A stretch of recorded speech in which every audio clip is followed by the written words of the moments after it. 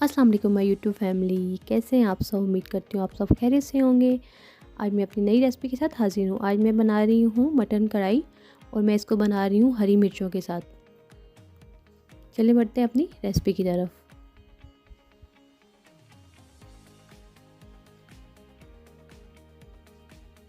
तकरीबन 1 kg मैंने ले लिया है मटन।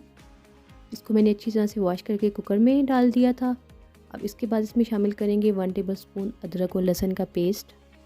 तकरीबन हाफ़ टी स्पून मैं इसमें शामिल करूँगी नमक के, और तकरीबन 3 टेबलस्पून इसमें शामिल करेंगे ऑयल।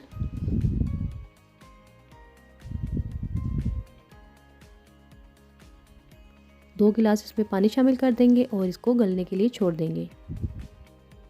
गोश्त को तकरीबन 20 मिनट प्रेशर कुकर में रख के गला लिया था। अब ले लेंगे 8 टमाटर और 8 से 10 हरी मिर्ची, इसको कट कर लेंगे।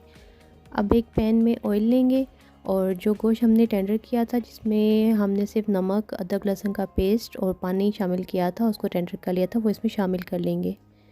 इसमें थोड़ी सी यखनी भी है, वो भी शामिल कर देंगे और इसको अच्छी तरह से भून लेंगे।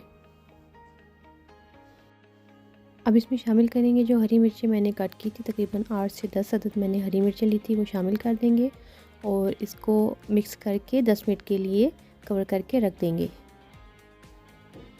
10 मिनट हो गए हैं। अब इसको क्या करेंगे, मिक्स कर लेंगे। 10 मिनट मैंने इसको रखा था।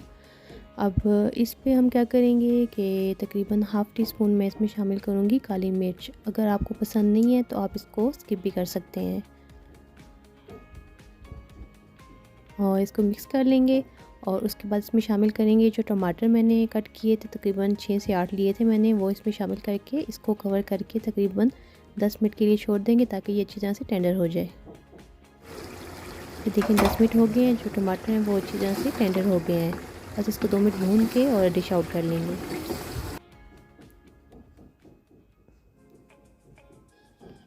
देखिए व्यूअर्स, मज़ेदार सी मटन कढ़ाई रेडी है। इस रेसिपी को आप ज़रूर ट्राई करें और आपको मेरी रेसिपी कैसी लगती है मुझे कमेंट में बताना मत भूलें। इंशाल्लाह मैं नई वीडियो के साथ आऊँगी। तब तक के लिए अपना ख्याल रखें, दुआओं में याद रखें। अल्लाह हाफिज़।